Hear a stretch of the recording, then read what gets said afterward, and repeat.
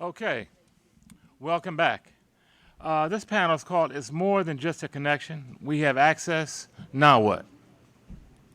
As has been talked about earlier today, there's so much discussion about the digital divide. Okay, connected or not connected. Okay, we get connected. Now, what do we do with it? Are we just going to sit there and play video games and do selfies and go on social media? Or are there some more productive uses that we can make of the internet? So this panel this afternoon is going to talk about that. And we have from my right to left, Carlton Davis, who's the president of the General Grant Housing Resident Association. We have Kevin Matthews, who's the chief of staff of the Schomburg Center for Research and Black Culture. We have Polly Spain, who's the president of the Federal 8 and a Manhattan Community Board 7 member. And at the end of the table, there's a Miss Sherry Anton, who's the program and outreach director for Afro Crowd. So welcome, ladies and gentlemen. I'd kind of like to begin the conversation with you, Polly.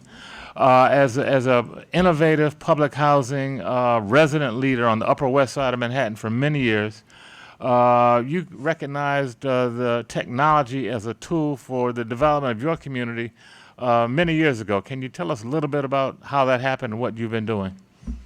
Okay, back in 2011, as a resident leader, I saw how we could use technology to improve the quality of life for our residents. One of the things that I was looking for is a way to offer free Wi-Fi to our residents on the campuses, because I realized that as an educator, a lot of our young people who go to public school, as was mentioned earlier, don't have access to free Wi-Fi. So that's one of the things that was important to me, as well as introducing a program where residents could look on their cell phone, and see who's coming into the building, because we've had problems in the past in public housing with delivery of packages, et cetera. So these were different issues that we had to deal with. We also had a resident watch program. And so what I wanted was a way for our volunteers to be able to still do the program on a volunteer basis 24 hours a day, because a lot of us worked, and sometimes on the weekend we couldn't sit down in the lobby and monitor who's coming in and out of the building. Resident watch programs are usually in public housing complexes, so they're volunteers who don't get paid, okay? And what they do basically is just monitor and kind of, keep things pleasant, I would say, to make sure that you don't have intruders or people coming in that shouldn't come into the building. So I felt that there was a need to use technology to see what we could do to bring those programs into our complex. So I met Stuart Reed and Douglas Frazier, and they told me their background and what they could do. And what I loved about it, really, to be honest with you, is that it was low cost, okay? They told me that they could set up a system whereupon we would have 8 complexes who would have access to view their lobbies through cameras. We would have a free website. The website right now is called federal8.org, okay? Myself and 7 other resident leaders of different complexes on the Upper West Side, we decided that this is something that we want to launch. So back in 2011, along with the help of Gail Brewer, who was our city council person at the time, we started a pilot program called the Safe and Smart Program. And it's been a resounding success. When we first launched it, many of the residents were happy and thrilled because they couldn't believe something was going to happen that was going to make a difference. And so I'll be honest with you, a lot of them, when we first launched the cameras, they were in their homes, with their potato chips and soda. It's like, oh, I can see what's going on 24 hours a day. So it's like a little soap opera thing going on. And they got to really see who their neighbors are, who live in the buildings throughout the complexes. We also, as I said, with the free Wi-Fi, young people were able to go in the back of the building, sit down at the checkerboard tables, do their homework, because again, a lot of them didn't have free access at home. So it made such a big difference. So how we've utilized it, when you say we have access, now what? So you figure for the last 8 years right now, it's done a lot to improve not only educationally wise, health wise. I saw earlier at the wisdom table where you were speaking to the doctor. Well, we set that up as well, whereupon people can have access to the doctors here at Harlem Hospital and, speak to them. And this way they can get feedback on what they should do as far as healthcare needs.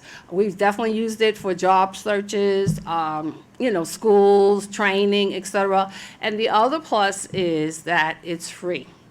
It's a secondary backup. It has never failed the system. It hasn't gone down. They don't have to spend a lot of money, as a provider. If they need it, we let them know that it's a backup. It's not your main internet access, but if you don't have it, use it. It's in the building. It's helped improve services, as I said, with deliveries, because a lot of times FedEx or whoever would say, oh, we were there. But once I told them we have video, they're like, oh, okay. So all of a sudden now we don't have any problem. Service has gotten great, okay? We've also had incidents where the NYPD came to us, to get feedback. And so it solved a lot of problems in that area as well. Women, when they come home late at night, they can look on their phone to see if anyone's in the building loitering before they go in the building. I laugh because the police are supposed to do verticals. Now they don't want to get out of the car. And I said, you have to get out of the car and do the vertical because, we spoil them where they could sit in their car, look on their phone, and see what's going on. So I can't say enough about it. I have to thank Digital Divide, really, because they're innovative. And, the thing is that they really want to help the community. So to me, I think that's important. And I would like to see all the public schools, basically, make sure that every student has access. Because most of the students in public school live in public housing. So, we need to move towards bridging that gap. And so I'm glad to be here. And I want to thank Digital Divide Partners for making that happen. Thank you, Polly. It's certainly been a pleasure working with you and your group. Now, maybe we can hear a little bit from Mr. Carlton Davis. He is the president of a General Grant Houses Resident Association in West Harlem. And I understand you've been working with Columbia University and West Harlem Development Corp. And tell us a little bit about your plans. I know that Doug and I also got a couple things going on with you. Tell us about your plans for use of technology at General Grant. Our use for technology at General Grant has just exploded into something that is very fascinating. We love music and events at General Grant. So since I've been president since 2015, we have been building on that, enjoying life, music, events for the kids. Our family day is bigger. We bring Hershey Park to General Grant houses. Stu had an opportunity to come and see, the plethora of refreshments and rides for the kids, and taking them to all kinds of places. And our elders said, well, what about us? And I said, hey, well, I love music and, partying and, everybody having a great eventful time. I just have to stumble upon Stu and Doug Frazier. And, I heard about them, but, I didn't have no in-depth detail. And we just collaborated. We got together, we talked, and come to find out the goals that they were providing in stone was like the same as mine. We was actually on the same page. And we built a wonderful studio for our elders and the kids and all the teenagers. And right now, as we speak, after I leave here, I'll go back to creating the program for everybody, the families and everything, all kinds of programming for kids who can talk about, what's going on in school.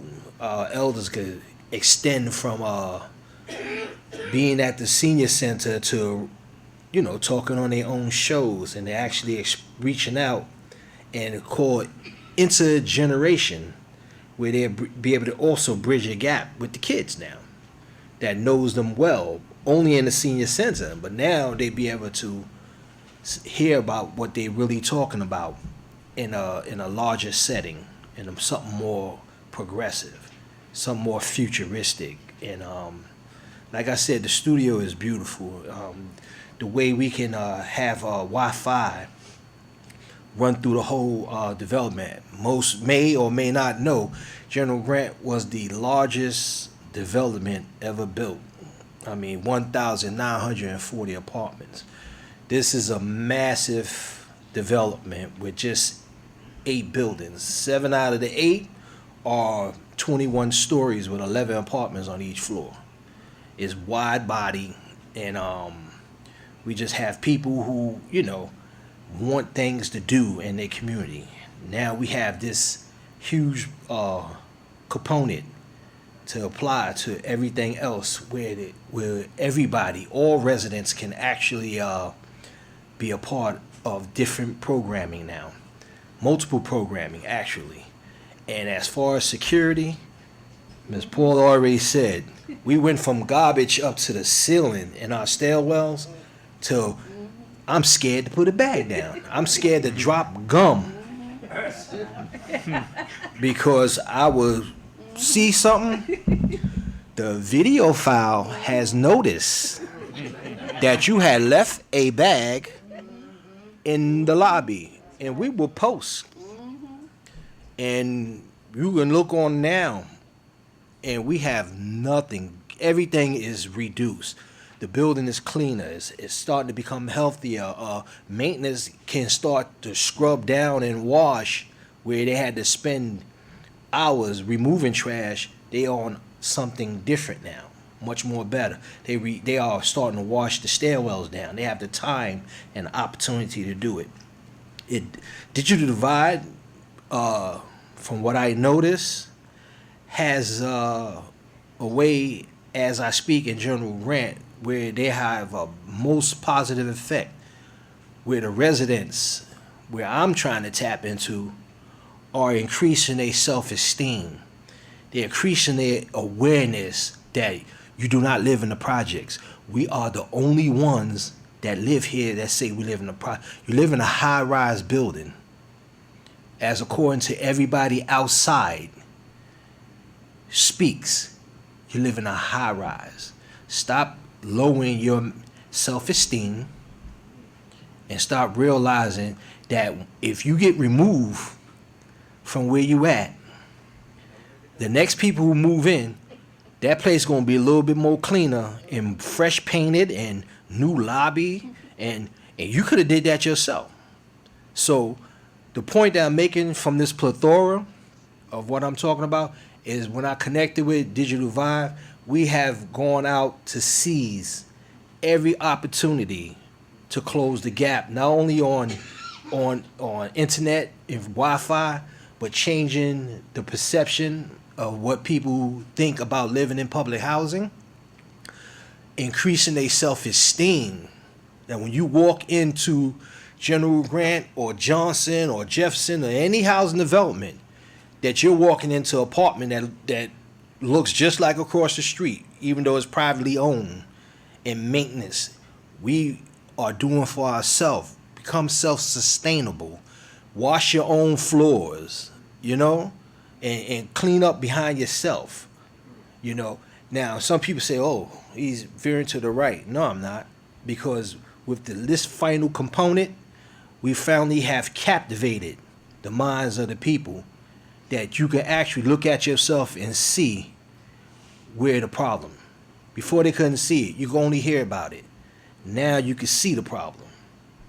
And we got a lot of people that's changing their mind frame thanks to the collaboration with Digital Divide partners. Thank you. Okay. Thank you, Carlton. And one thing I just wanted to mention, in addition to the streaming station that we've been collaborating with Carlton and his people to put together, we also just recently launched an FM station parallel at Grant Houses. Under FCC Part 15, it's micro FM, low power, broadcast just around the the Grant Houses development. Although we do also have it at Johnson Houses as well. And it's a way for folks an alternative way for folks to hear about what's going on, the programming that he's talking about. And also when we get to our emergency panel, We're going to talk about how it functions, the FM functions as a backup emergency system, information system to talk to folks. Okay, so now can we hear a little bit from Sherry Anton? She's the project director, outreach director, program director, and outreach director for AfroCrowd. Tell us a little bit about AfroCrowd, how you guys are using technology, and what it's all about. Of course. And please hand her the mic. Okay. It's great to see everybody here and to hear about the wonderful things that are going on all over New York, and especially with my colleagues here at the table. And it's great to see, well, I know you're going to say a little bit about Schaumburg soon, so I won't say anything, but it's great to see a representative from Schaumburg here as well.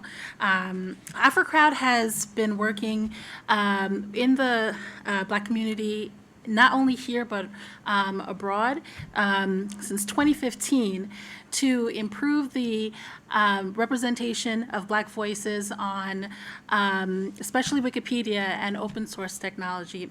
So we want to be able to tell the stories of the people here today. Online, and we want to ensure that we're not only consumers of technology, but that we're creators of technology. And a really great gateway into that is a platform like Wikipedia that is open to everybody. Now, how many of you have heard of Wikipedia or participated in Wikipedia in some way? That's great. It's good to see some hands go up. It turns out Wikipedia is the 5th or 6th, depending on which study you look at, most visited website in the world. And it is the, and that includes Google, Yahoo, the big names. And, you know, when Prince died, I'm a huge fan of Prince. I see the purple there, made me think of him. When Prince died, where did you go to kind of get some more information outside of what you already know about him? How many of you went online? I see some hands going up.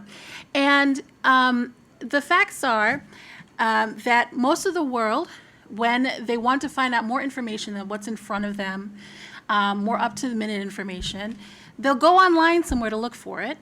And the top search that you'll find on Google or most of the other platforms is going to be a Wikipedia article.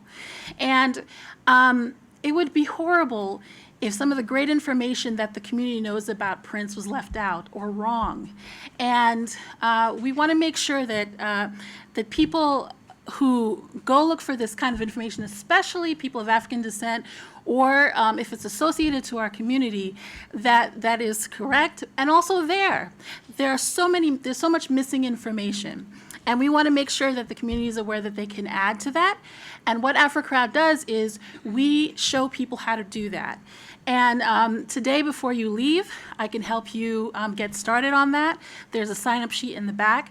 And since we started in 2015 with just myself and the executive director, Alice Backer, we've been in the New York Times. We've spoken several times at the United Nations. And we've also gone from being born in Brooklyn and raised in Harlem and Queens, meaning that's where we have most of our events, to now we have partners in London, in England and France, partners at MIT. We've worked a lot with Columbia University. We've branched out into oral history projects where people like you and me in this room can tell the story of New York City so that the world remembers and knows about our stories. I would love to read about these projects 10 years from now and to see the growth and to see people from the residences add to their own story so that the world knows the truth and the specifics of it. And we want to show members of the community, especially in the New York, in New York City and the surrounding areas where we started, how to do that. And I'd love to talk some more about that as we go along, but that's the gist of what we do. And as creators and consumers of not only technology, but the content that is made up of technology, we want to be sure that everyone knows that there's no need to have an intimidation factor between you and the story that's going to be told about you, like it or not, after this generation has moved on. So 20 years from now, let's say they're talking about this amazing event, the Digital Divide event that took place. This is the first time we're doing it, right? First.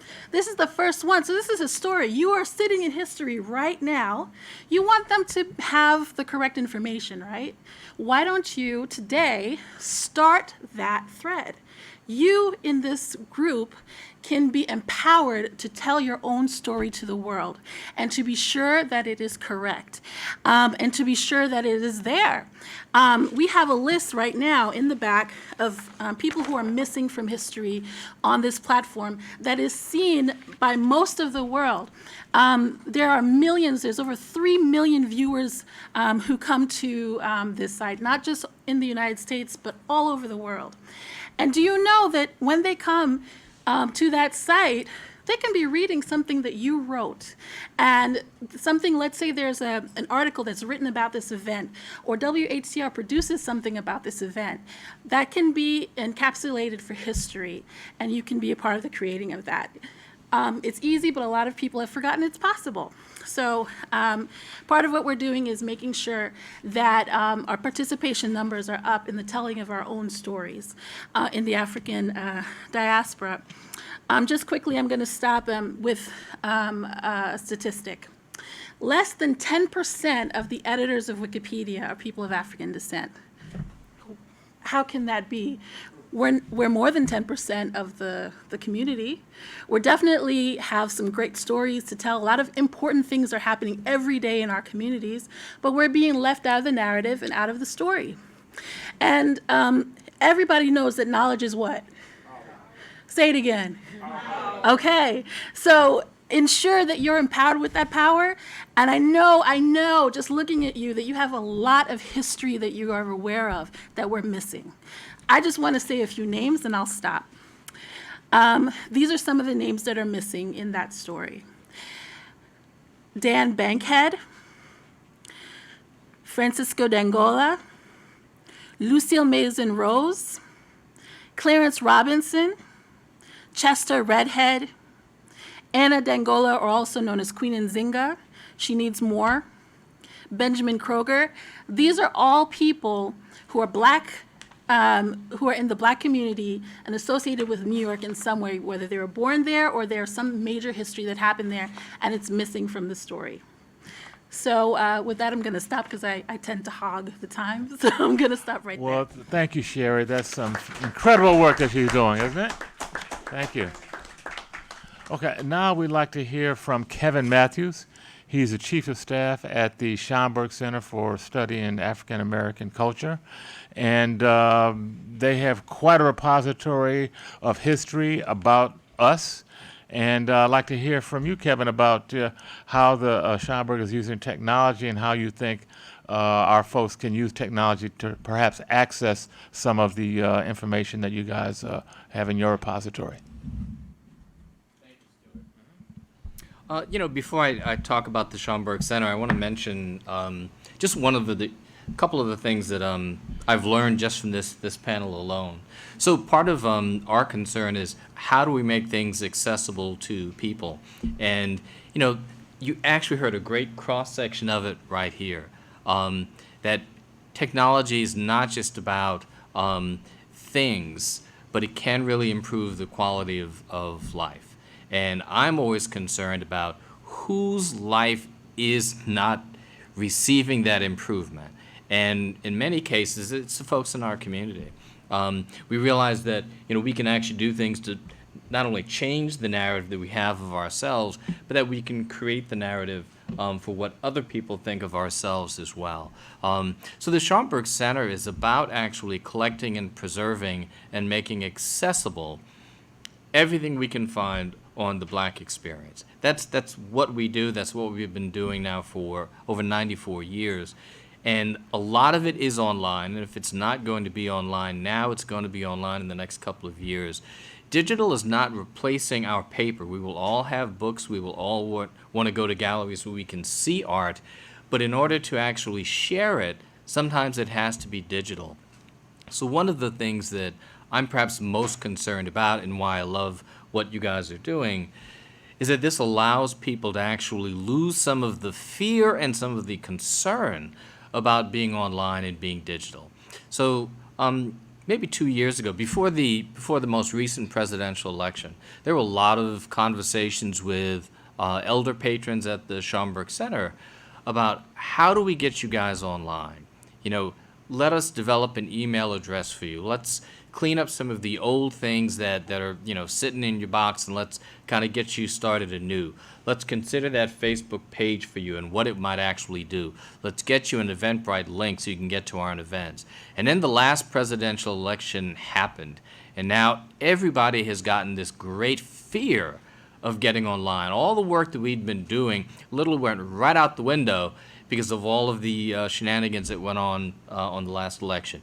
We really do have to, again, go back at re-educating our population that it is okay to actually have a profile, that it is okay to have apps on your phone, that you are missing out on certain things if you don't. So for instance, at the Schomburg Center, just like most New York City public libraries, the branches as well as the research divisions, there are people who come during the day so they have computer access. I've actually gotten to know a few folks in their 70s who are there every day from the moment we open to just before closing because they will have nothing else to do with their time. They don't have a television at home.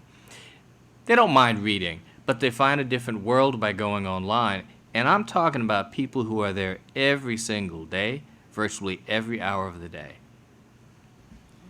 I'm thrilled to have them there. Really, I'm happy to have them with us. I really am. But they could also be at home doing this. And I think it's important that people understand that. There are lots of youngsters who will come to the Schomburg and lots of the branch libraries, so they have internet access. But remember, it's not just the internet access. They need a quiet place to work, right? So a lot of our youngsters will tell you, well, I have internet access, but I don't want to work at home either. I need a place where I can get something done. And then if I'm at home, I need to have other resources. If 2 or 3 of us are online, I can't see all the things that I want to see because our internet connection is not strong enough, perhaps. So they will come to the libraries. One of the things that the Schomburg Center has been trying to do, and you're going to see more of it, that is creating what we call digital exhibitions. So digital exhibitions is not, well, so when they first became popular, people were thinking, oh, well, museums are trying to cheap their way out. It's not about cheaping their way out. We can do the physical exhibition, but you have to travel to us to see it. But if we can then take that exhibition and digitize it, film it, and put it online, someone who lives in California, who loves the work of the Schomburg Center, but either can't afford or can't travel anymore, can still see it. Right? So that's access. Access is not just about unlocking a door. It's actually putting it someplace so that everybody with an internet connection can see it and learn from it. Right? So it isn't just about making our lives easier. It's also a way to educate ourselves. Adult education is something that, at least in this community, really did begin at the Schomburg Center. There was, you can actually look in our archives, and there was an initial project that was about adult education in the Harlem community in the 20s. And if you think about it, a lot of folks still come to our public programs and come to the Schomburg Center for Adult Education. I have my college degree. I've spent my life in my career. I am now retired. I want to learn something else, but I don't want another degree, and I'm definitely not paying for another degree. How do I go about it? Well, aside from actually going to events, you literally can go online and you can learn from yourself. So we actually know Sherry and her work because she actually comes to the Schomburg Center.